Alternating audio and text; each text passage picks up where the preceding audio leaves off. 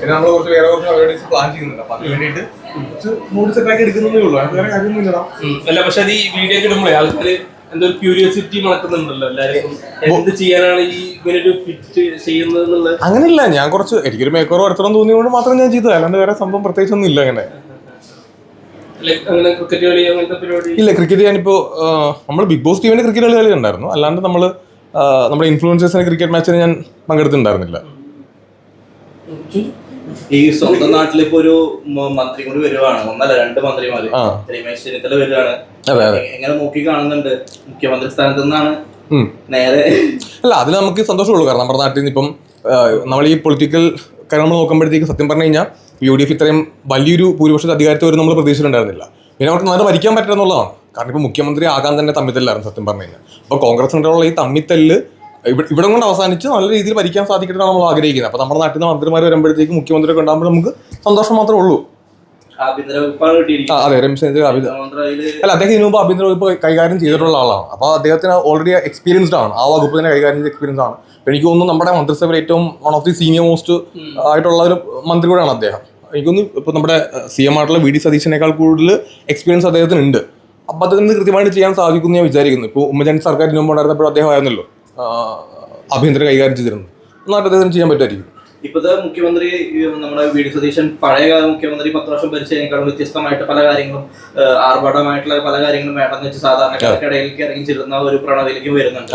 അത് ഈ ജനങ്ങളുടെ ഇടയിൽ അത് എത്രമാത്രം സ്വീകാര്യത്തിലേക്ക് എത്തും തോന്നുന്നു? അല്ല, ഇപ്പൊ അദ്ദേഹം മുന്നോട്ട് വെക്കുന്ന ആശയങ്ങൾ നല്ല രീതിയിൽ തന്നെയാണ്. ഇപ്പൊ അദ്ദേഹം ഇപ്പൊ കാറിന്റെ കാര്യം പറഞ്ഞാണെങ്കിലും എക്സ്പോർട്ടിന്റെ കാര്യം പറഞ്ഞതാണെങ്കിലും അത് മാത്രമല്ല, അദ്ദേഹത്തിന് ഈ യൂത്തിന്റെയും നമ്മുടെ ജനങ്ങളുടെയും പൾസറിന് അദ്ദേഹം ഓരോ കാര്യം പറയുന്നത്. അപ്പൊ അത് വലിയൊരു കാര്യമാണ്. ഇപ്പോൾ മോഡിഫിക്കേഷൻ കാര്യം പറഞ്ഞത്. കാരണം ഇലക്ഷൻ സമയത്ത് ഇപ്പോൾ ജെൻസി വോട്ട് കിട്ടാൻ വേണ്ടി പറ്റുന്ന ഏറ്റവും നല്ലൊരു കാര്യമാണ് ഈ മോഡിഫിക്കേഷൻ എന്ന് പറയുമ്പോഴത്തേക്കും.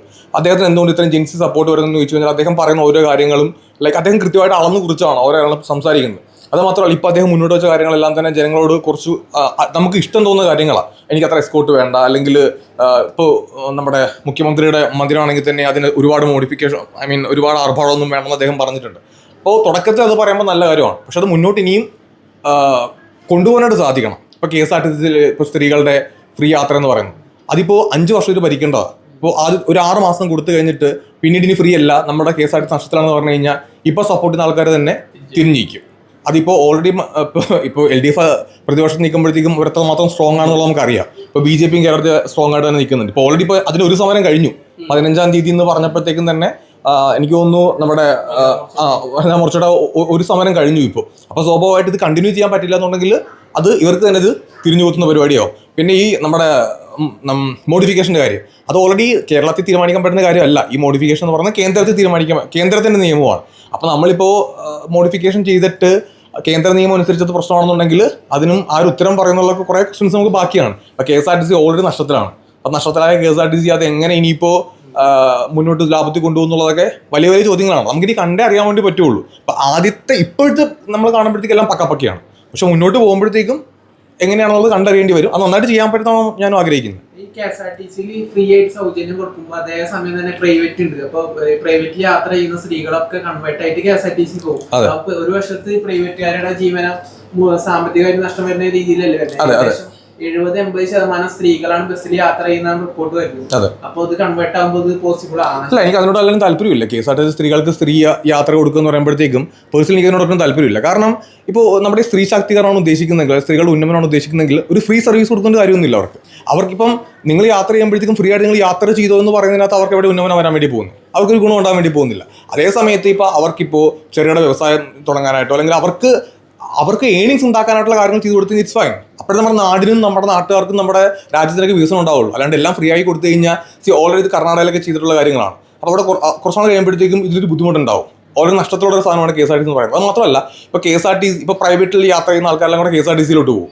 അപ്പോൾ സ്വാഭാവികമായിട്ട് പ്രൈവറ്റ് ആൾക്കാർക്ക് അവർ പറയാൻ വേണ്ടി പോകുന്നത് ഒരു 3-4 മാസം കഴിയുമ്പോൾ അവർ പറയാൻ വേണ്ടി പോകുന്നത് പ്രൈവറ്റ് ബസ്സിൻ്റെ ടിക്കറ്റ് ചാർജ് വർധനവ് ആവശ്യപ്പെടും. ഒരു സമരം വരും. അതായത് നമ്മുടെ ഇവിടുത്തെ ടോട്ടാലിറ്റിയിൽ നമുക്കത് ബാധിക്കും, നമ്മുടെ നാടിനത് ബാധിക്കും. ഇപ്പോൾ ഞാൻ നേരത്തെ പറഞ്ഞ പോലെ ഇപ്പോൾ LDF ഇപ്പോൾ പ്രതിപക്ഷം നിൽക്കുകയാണ്. അപ്പോൾ അവർ സ്വാഭാവികമായിട്ട് അവരുടെ സമരം സ്ട്രോങ് ആക്കും. ഇപ്പോൾ ട്രേഡ് യൂണിയനുള്ള മിക്ക ആൾക്കാരും ഇടതുപക്ഷത്തിന് അനുകൂലിക്കുന്ന ആൾക്കാരാണ്. അപ്പോൾ ഇത് വലിയൊരു പ്രോബ്ലത്തിലേക്ക് ഈ സിറ്റുവേഷൻ പോകാനുള്ള ചാൻസസ് ഉണ്ട്, പ്രത്യേകിച്ച് നമ്മുടെ കേരളത്തിൽ. അപ്പോൾ ഇത് എത്രമാത്രം ഇത് കൃത്യമായിട്ട് കൊണ്ടുപോകാൻ വേണ്ടി പറ്റും എന്നുള്ളത് വലിയൊരു കാര്യമാണ്.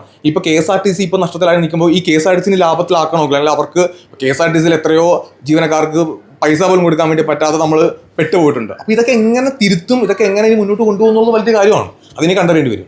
നമ്മളിപ്പോ ഈ ചോദിക്കുന്ന ചോദ്യങ്ങളൊന്നും എന്താണ് ഈ ചോദ്യങ്ങളൊന്നും ചർച്ചയിൽ പെടാതാണ് ഇങ്ങനത്തെ കാര്യങ്ങൾ വാഗ്ദാനത്തിൽ അല്ല, ഇതിനകത്ത് ഞാനിത് ഇപ്പൊ ഞാൻ ചർച്ച പോലും ചെയ്യാതെയാണോ അവർ ചർച്ച ചെയ്തിട്ടുണ്ടാവാം. എനിക്ക് തോന്നുന്നു 10 വർഷത്തിന് മുന്നേ നമ്മുടെ കോൺഗ്രസ് അന്ന് നമ്മുടെ രാഹുൽ ഗാന്ധി അന്നത്തെ ഒരു സ്പീച്ചിൽ പറഞ്ഞ, എൻ്റെ വീഡിയോസ് എൻ്റെ കയ്യിലുണ്ട്, ആ സ്പീച്ചിൽ പറഞ്ഞൊരു കാര്യം ഉണ്ടായിരുന്നു. അന്ന് 3000 രൂപ പെൻഷൻ ആക്കും എന്ന് പറയുന്ന ഒരു സംഭവം ഉണ്ടായിരുന്നു. അത് ഇതിനു മുമ്പ് പറഞ്ഞിട്ടുണ്ട്. ഇതൊരു ഇലക്ഷൻ ഗിമിക്കാണ്. ഇലക്ഷൻ ആകുന്ന സമയത്ത് ഇതേപോലെ 3000 രൂപ 2000 രൂപ എന്നൊക്കെ പറയാറുണ്ട്. അപ്പോൾ ഇത് കൃത്യമായിട്ട് അത് മുന്നോട്ട് കൊടുക്കാൻ വേണ്ടി പറ്റുക എന്നുള്ളതാണ്. ഇപ്പോൾ 18 മാസം പെൻഡിങ് ഒന്നും ഞാൻ പറയുന്നില്ല, എന്നാൽ എനിക്ക് തോന്നുന്നു 8 മാസത്തെന്തോ പെൻഡിങ് ഒക്കെ വന്നിട്ടുണ്ട്. അപ്പോൾ അവരാലോചിച്ചിട്ടായിരിക്കാം പറഞ്ഞിട്ടുള്ളത് മേ ബി, പക്ഷെ അത് കൃത്യമായിട്ട് നടപ്പിലാക്കാൻ പറ്റുമെന്നുള്ളതാണ്. ആലോചിച്ചൊരു തീരുമാനം പറയാം, പക്ഷെ അത് നടപ്പിലാക്കാൻ ഭയങ്കര പാടാണ്. അവിടെയാണ് പ്രശ്നമുള്ളത്. ഇപ്പോൾ കോൺഗ്രസ് എന്തുകൊണ്ട് ഇന്ത്യയിലെ എല്ലായിടത്തും അധികാരത്തിൽ നഷ്ടമാകുന്നു എന്ന് ചോദിക്കുമ്പോഴത്തേക്കും അവർ പറയുന്ന കാര്യങ്ങൾ പ്രവൃത്തിയിൽ കൊണ്ടുവരാനായിട്ട് പലപ്പോഴും സാധിക്കുന്നില്ല കുറേ കാലഘട്ടമായിട്ട്. അപ്പം അതൊരു വലിയ വിഷയമാണ്. ഈ 10 വർഷം നമ്മുടെ ഭരിച്ചിരിക്കുന്ന സമയത്തൊക്കെ സമരങ്ങൾ അതുപോലെ തന്നെ സ്ട്രൈക്കുകളൊക്കെ ഭയങ്കര രീതിയിൽ കുറവായിരുന്നു. അതിന്റെ ഒരു തുടർ ഇത് ഉണ്ടാകാൻ തോന്നുന്നു. അത് എല്ലാവർക്കും അറിയാമല്ലോ. LDF ഇപ്പോൾ ഭരണത്തിൽ നിൽക്കുന്ന സമയത്ത് സ്വാഭാവികമായിട്ട് അവര് സമരം ചെയ്യില്ല. പക്ഷേ LDF എപ്പോഴും എനിക്ക് തോന്നുന്നു അധികാരത്തിൽ ഇരിക്കുന്ന LDFനേക്കാൾ ഏറ്റവും കൂടുതൽ സ്ട്രോങ് ആയിട്ട് നിൽക്കുന്ന പ്രതിപക്ഷത്തിരിക്കുന്ന LDF ആണ്. ഇപ്പോൾ തന്നെ സോഷ്യൽ മീഡിയയിൽ പോസ്റ്റ് വരുന്നുണ്ട്, നിങ്ങൾ ഇതുവരെ കണ്ടിട്ടുള്ളത് മുഖ്യമന്ത്രിയായിട്ടുള്ള പിണറായി വിജയനാണ്, ഇനി പ്രതിപക്ഷ നേതാവായിട്ടുള്ള പിണറായി വിജയൻ നമ്മൾ അതിട്ട് കാണാൻ വേണ്ടി പോവുക. അപ്പോൾ സ്വാഭാവികമായിട്ട് തൊട്ടതിനെ പിടിച്ചിനാക്കി എന്തായാലും സമരം വരും. ആ സമരം നമ്മളിനി എനിക്ക് തോന്നുന്നു ഈ കേരളത്തിൻ്റെ ചരിത്രത്തിൽ ഏറ്റവും കൂടുതൽ സമരം വരാൻ വേണ്ടി പോകുന്ന ഈ വരുന്ന 5 വർഷമായിരിക്കും. അത് എന്തിനും വരും. ഇപ്പോൾ ഓൾറെഡി സ്റ്റാർട്ട് ചെയ്തു. അത് ഇന്നലെ ഞാൻ ട്രിവാൻഡ്രത്ത് പോകേണ്ട ആവശ്യം ഉണ്ടായിരുന്നു. അപ്പോൾ ഞാൻ അവിടെ ചെന്നപ്പോഴത്തേക്കും അവിടെ ഓൾറെഡി SFIയുടെ സമരം നിങ്ങൾ കണ്ടല്ലോ, സമരം നടക്കുന്നുണ്ട്. പുതിയ മന്ത്രിസഭ കയറിയിട്ടില്ല. അപ്പോൾ ഇപ്പോൾ ഒരു സമരം ചെയ്യുന്ന ആർക്കെതിരെയാണ്? ഓൾറെഡി LDF ചെയ്ത കാര്യങ്ങൾക്കെതിരെ തന്നെ ഇപ്പോൾ അവർ സമരം ചെയ്തുകൊണ്ടിരിക്കുകയാണ്. പക്ഷെ അത് അവർക്ക് പറയാൻ പറ്റില്ലെന്ന് മാത്രമേ ഉള്ളൂ. അപ്പോൾ തൊട്ടതിന് പിടിച്ചിട്ട് സമരം വരുന്ന കാര്യത്തിൽ അതൊരു സംശയം വേണ്ട. പിന്നെ എനിക്ക് തോന്നുന്നു ഇപ്പോൾ BJPയുടെ ഭാഗത്തു നിന്നും സമരങ്ങൾ ഉണ്ടാവാം. അവർക്കിപ്പോൾ 3 MLAമാരുണ്ട്, അവരും സ്ട്രോങ് ആയിട്ട് തന്നെ നിൽക്കുമ്പോഴത്തേക്കും സ്വാഭാവികമായിട്ട് 2 പ്രതിപക്ഷം ഉണ്ടാവും നമുക്ക്. ഇപ്പം നമ്പർ ഓഫ് സീറ്റിൻ്റെ എണ്ണത്തിലല്ല പറയുന്നത്. ഇപ്പോൾ LDF ഒരു പ്രതിപക്ഷം നിൽക്കുമ്പോഴത്തേക്കും അപ്പുറത്ത് 3 പേരെന്നുള്ളതും അവരും ശക്തമായിട്ടുള്ള പ്രതിപക്ഷമായിട്ട് തന്നെ അവർ ഓരോ കാര്യങ്ങൾ ഉന്നയിക്കും. അപ്പം ഈ 2 പാർട്ടീനെ ഇനിയിപ്പോൾ കോൺഗ്രസ് നിയമസഭയിലാണെങ്കിലും പുറത്താണെങ്കിലും നോക്കേണ്ടി വരും. ഈ അവസാനമായിട്ടേ സിജോയും ഭാര്യയും കൂടി പണക്കത്തിലാണ്, നിങ്ങൾ ഡിവോഴ്സായി എന്നൊക്കെ പറഞ്ഞു തമ്മിൽ അങ്ങോട്ടും ഇങ്ങോട്ടും അൺഫോളോ ഒക്കെ ചെയ്തിട്ടുണ്ട്. അതെ, തമ്മിൽ അൺഫോളോ ചെയ്തല്ല, ഞാൻ ഫോളോ ചെയ്തൊന്നുമില്ല. അദ്ദേഹം മാത്രമേ ചെയ്തുള്ളൂ, വൈഫ് മാത്രമേ ചെയ്തുള്ളൂ. അതങ്ങനൊന്നുമില്ല, ഞങ്ങൾ അൺഫോളോ ചെയ്തെന്ന് വെച്ചാൽ നമ്മൾ ഈ ഭാര്യ ഭർത്താക്കൻ വരാമ്പോഴേ ചെറിയ ചെറിയ പണക്കങ്ങൾ അങ്ങോട്ടും ഇങ്ങോട്ടൊക്കെ സ്വാഭാവികമായിട്ട് ഉണ്ടാവും. അപ്പം ഞാനത് ഒരു പേഴ്സണൽ കാര്യമാണ്. ഞാൻ ജിമ്മ് വർക്കൗട്ടൊക്കെ ചെയ്തപ്പോൾ അപ്പോൾ അദ്ദേഹത്തെ എനിക്ക് എപ്പോഴും ഞാൻ പറയും എൻ്റെ കൂടെ വർക്കൗട്ടിന് വന്നൊക്കെ പറയും. അപ്പോൾ അതിൻ്റെ പേരിൽ ഞങ്ങൾ പിണങ്ങിയപ്പോഴത്തേക്കും അപ്പോൾ അദ്ദേഹം എനിക്ക് പറഞ്ഞ കാര്യം ഞാനിനി 10 കിലോ കുറച്ചുകൂടെ നിങ്ങളെ ഫോളോ ചെയ്യുന്നുള്ളതുകൊണ്ടാണ്. അങ്ങനെയാണ് സത്യം പറഞ്ഞാൽ അൺഫോളോ ചെയ്തത്. അപ്പോൾ നമ്മളിതൊന്നും നോക്കുന്നില്ല. ഞങ്ങൾ ഇടക്കിടക്ക് ഇങ്ങനെ പിണങ്ങുമ്പോൾ നമ്മൾ ഈ ഭാര്യ ഭർത്താക്കന്മാരും പിണങ്ങുമ്പോൾ ഇങ്ങനെ എന്തെങ്കിലുമൊക്കെ ചെയ്യുമല്ലോ. അപ്പോൾ അദ്ദേഹം അങ്ങനെ ഇടയ്ക്ക് അൺഫോളോ ചെയ്യുന്നൊരു സ്വഭാവം അദ്ദേഹത്തിനുണ്ട്. അപ്പോൾ അങ്ങനെ ഉള്ളൂ. അപ്പോൾ എൻ്റെ ഒരു സുഹൃത്ത് ഓസ്ട്രേലിയയിലായിരുന്നു അദ്ദേഹം. അപ്പോൾ അവൾ ഓസ്ട്രേലിയയിലായിരുന്നു. അപ്പോൾ അവൾ നാട്ടിൽ വന്നപ്പോഴത്തേക്കും അത് ഞങ്ങൾ വർഷങ്ങളായിട്ടുള്ള സൗഹൃദം ഞങ്ങൾക്കിടയിലുണ്ട്. അപ്പോൾ ഞങ്ങൾ കല്യാണത്തിന് മുന്നേ ഞങ്ങൾ എങ്ങനെയായിരുന്നു അങ്ങനെ ഞങ്ങൾ ഇപ്പോഴും ഉള്ളത്. അപ്പോൾ ലിനുവിൻ്റെ അടുത്ത സുഹൃത്താണ്. അപ്പോൾ അവൾ വന്നപ്പോഴത്തേക്കും ഞാനും അവളും കൂടെ ഒരുമിച്ച് കുറച്ച് വീഡിയോസ് ചെയ്തു. ഇപ്പോൾ നിങ്ങൾ ശ്രദ്ധിച്ചാൽ കാണാം, ഞങ്ങൾ ലാസ്റ്റ് ഒരു വീഡിയോ ഞാൻ ഇട്ടിരുന്നു.